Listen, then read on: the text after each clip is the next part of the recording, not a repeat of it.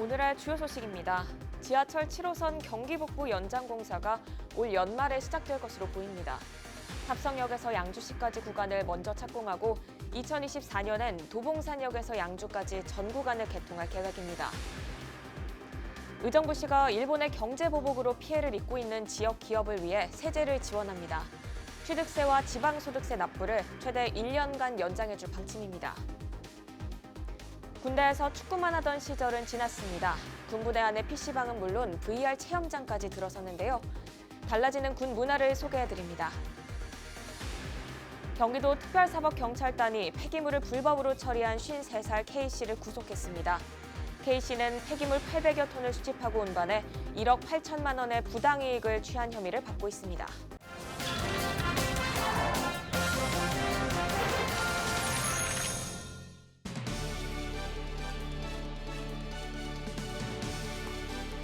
여러분 안녕하십니까? 헬로티비 뉴스 나라입니다. 지하철 7호선 경기 북부 연장사업 공사가 올 연말에 시작될 것으로 보입니다. 7호선 북부 노선 연장 사업은 도봉산역에서 의정부 장암역과 탑성역을 거쳐 양주 옥정 고읍지구까지 15.3km를 잇는 공사입니다. 경기도는 이 중 탑성역에서 양주시까지의 구간을 먼저 착공할 계획입니다. 다른 구간은 현재 노선 설계가 진행 중으로 이후 공사업체가 선정되면 내년 상반기 중으로 착공될 것으로 보입니다. 7호선 경기 북부 연장 사업의 개통 목표 시점은 오는 2024년입니다. 의정부시가 일본의 경제 보복에 따라 피해를 입고 있는 지역 기업에 세제를 지원합니다. 의정부시는 피해 기업들에 대해서는 취득세와 지방소득세 등에 대해 납부 기한을 최대 1년간 연장해줄 방침입니다. 또 재산세 등 부과 세목과 체납액에 대해서는 최대 1년간 징수를 유예할 계획이며 세무조사 대상 기업들에 대해서도 조사를 연기합니다. 이런 가운데 동두천시는 오는 10월로 예정된 일본 우호도시 방문을 취소했습니다. 동두천시는 지난 2011년 일본 시즈오카현 시마다시와 우호도시 협약을 체결하고 매년 두 도시에서 개최되는 마라톤 대회에 상호 방문하는 등 교류 활동을 이어왔습니다. 동두천시 관계자는 역사를 부정하는 일본에 맞서 우호도시와의 모든 국제교류를 취소하기로 했다고 설명했습니다. PX에서 과자와 생필품을 구매하고 병영식당에서 단체로 밥을 먹는 등 군대하면 그동안 딱딱한 이미지만 떠올리셨죠. 이제는 군대에서 PC게임과 VR 체험도 가능하다고 하는데요. 달라지고 있는 군 문화를 김소영 기자가 취재했습니다. 군 장병들이 PC방에서 인터넷 게임을 하고 있습니다. 노래방에서 노래를 부르는 모습도, VR 게임을 하는 모습도 쉽게 볼 수 있습니다. 군인들이 단체로 외출을 나온 것 같아 보이지만 군 부대 내 시설을 이용하고 있는 겁니다. 제72 보병사단의 군 복합문화시설인 올림픽 문화 콤플렉스가 개관했습니다. 최근 트렌드를 반영해 부대 안에서도 다양한 문화 혜택을 누릴 수 있는데 초점을 맞췄습니다. 미래의 시점에서 장병과 군인 가족들의 문화적인 욕구를 어떻게 충족시킬 것인가에 방점을 두고 출발을 했습니다. 일과 이후 휴일날 충분한 휴식을 통해서 전투력이 더 향상되기를 기대합니다. 평일에 외출이 허용되긴 했지만 짧은 시간 활동이 제한적이었던 장병들에게 군부대 복합문화시설은 인기 만점입니다. 부대에 있으면 제한된 게 많아가지고 사회에서 못하는 거를 이제 부대 안에서도 할 수 있게 되니까 그게 제일 좋은 점 같습니다. 제가 생각했을 때 군대는 완전 옛날 군대를 생각하고 전 입대를 했기 때문에 옛날만큼 그렇게 불편하고 힘들지 않다는 것 같습니다. 또 선임과 후임, 동기들과 친해질 수 있다는 것도 장점 중 하나입니다. 약간 단합적으로 더 좋은 것 같고 약간 동기들이랑 친해질 수 있는 약간 좋은 장소인 것 같습니다. 면회 온 부모님들은 아들과 함께 시설을 돌아보면서 달라진 군 문화를 체험해 봅니다. 지금은 예전보다 시설은 아주 좋죠. 저희 때는 시설이 좀 열악하고 그 생활에 불편이 많았는데 지금 여기 와서 보니까 아주 너무 자연스럽고 아주 시설이 너무 좋아서 아주 좋습니다. 시대에 맞게 변화하고 있는 병영 문화.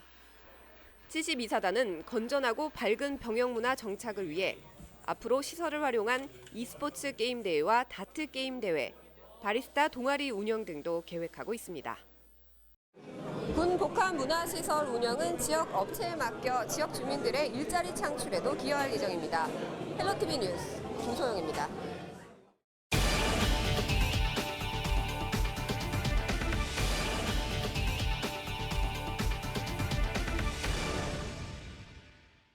경기도 특별사법경찰단이 폐기물을 불법으로 처리한 53살 K씨를 구속했습니다. K씨는 지난 2016년 1월부터 올해 6월까지 3년 5개월간 폐기물 800여 톤을 538회에 걸쳐 허가 없이 수집하고 운반해 1억 8,400여만 원의 부당이익을 취한 혐의를 받고 있습니다. 이는 경기도가 불법 폐기물 근절을 위해 지난 2월 불법방치 수사 전담팀을 운영한 이래 첫 구속 사례입니다. 폐기물을 허가 없이 수집 운반 처리하면 5년 이하의 징역 또는 5천만 원 이하의 벌금형을 받게 됩니다. 김영우 국회의원은 나정균 환경부 중앙환경분쟁조정위원장을 만나 의정부시 쓰레기 소각장 이전을 조정해달라고 요청했습니다.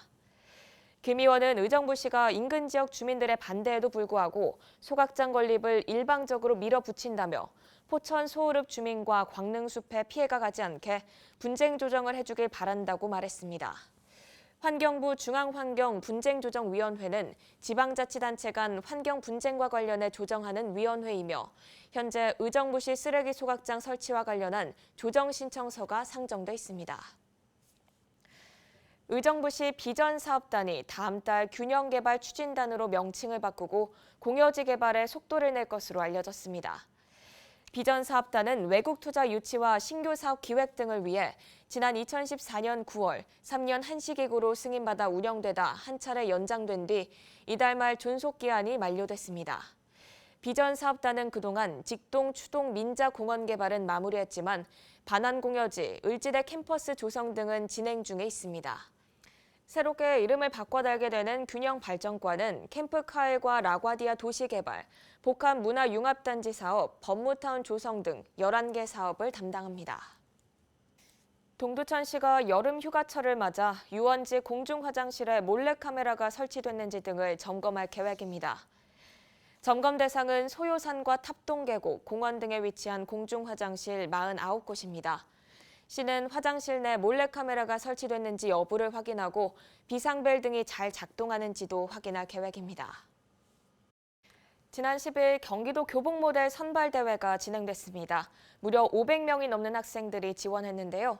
서류 심사를 통과한 학생들이 모인 본선 현장의 열기가 아주 뜨거웠다고 합니다. 김초롱 기자가 다녀왔습니다. 경쾌한 음악과 함께 학생 모델이 하나둘 등장합니다. 밝은 미소와 당당한 걸음걸이가 전문 모델 못지않습니다. 올해로 3회째를 맞는 경기 청소년 교복 모델 선발대회 현장입니다. 도내 섬유기업이 생산한 원단으로 만든 교복 브랜드 아워니티의 학생 모델을 선발하는 자리입니다. 경기 지역 중고등학생 21명이 본선에 참가했습니다. 학생들은 각자의 매력을 마음껏 뽐내는 시간을 가졌습니다. 저는 리듬 체조와 발레를 해서 유연성과 표현력이 좋습니다. 그래서 저는 예쁘고 편안한 교복의 느낌을 주는 교복 모델이 되고 싶습니다. 기대해주세요. 심사위원과 관중들의 이목을 끄는 자기소개도 이어집니다. 우승 가져갈 사람 나야나 안녕하세요. 신남중학교에 재학 중인 정원준입니다. 항상 자신감이 넘치고 긍정적인 에너지를 뿜뿜 내뿜는 홍민기입니다. 감사합니다. 올해는 장애인 학생과 다문화 학생이 함께 참여해 다양성을 인정한다는 의미를 더했습니다. 이번 대회에서는 17대 1의 경쟁률을 뚫고 학생 모델 32명이 선발됐습니다. 교복 모델이란 좋은 경험을 쌓게 되어서 너무 기쁘고 앞으로 착한 교복을 널리 알릴 수 있도록 더 노력하겠습니다. 감사합니다. 선발된 학생은 오는 9월 교복 카탈로그 촬영과 10월 고양 킨텍스에서 열리는 교복 패션쇼에 참여하게 됩니다. 헬로티비 뉴스 김초롱입니다.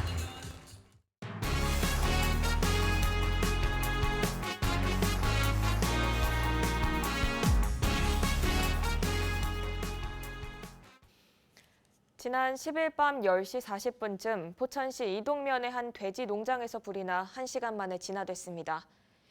이 화재로 돈사 1개동과 돼지 398마리가 불에 타는 등 소방서 추산 2억 5천만 원의 재산 피해가 발생했습니다. 경찰과 소방당국은 정확한 화재 원인을 조사하고 있습니다. 양주시 회천이동 주민자치위원회가 일본 제품 불매 운동을 진행했습니다. 위원회는 지난 9일 덕계 근린공원에서 어르신 대상 무료 짜장면 나눔 봉사를 진행하며 주민들에게 일본 제품 불매 운동에 동참할 것을 호소했습니다. 이날 시민 200명이 참석해 서명운동에 동참했습니다. 제2의 윤창호법 시행 효과는 휴가철 관광지에서도 뚜렷하게 나타나고 있습니다. 피서지에서 대리운전을 부르는 일이 크게 늘었다고 하는데요. 노지영 기자가 현장을 직접 취재했습니다. 제가 서 있는 이곳은 강원도 강릉의 대표 관광지인 경포해변입니다. 제 뒤로 보이는 백사장 바로 맞은편에는 이 횟집과 술집들이 모여있는 음식점 밀집지구입니다. 음주운전 단속 기준이 강화된 이후 관광지에는 어떤 변화가 있었는지 알아봅니다. 해가 지고 저녁 시간이 되면서 해변 앞 횟집 거리는 사람들로 북적입니다. 친구들과 함께 술잔을 기울이는 관광객도 많습니다. 그렇다면 경포해변을 오가는 대리운전 기사들이 체감하는 윤창호법 효과는 어느 정도일까? 강릉 경포해변에서 교동 택지로 이동할게요. 전화를 건 지 불과 5분 만에 대리운전 기사가 도착했습니다. 강화된 음주운전 단속법, 일명 제2의 윤창호법의 위력은 대리운전 기사들도 체감하고 있습니다. 시행 이전과 비교해 대리운전 요청 건수가 늘었고 특히 흔치 않던 오전 시간대 호출도 증가했다는 겁니다.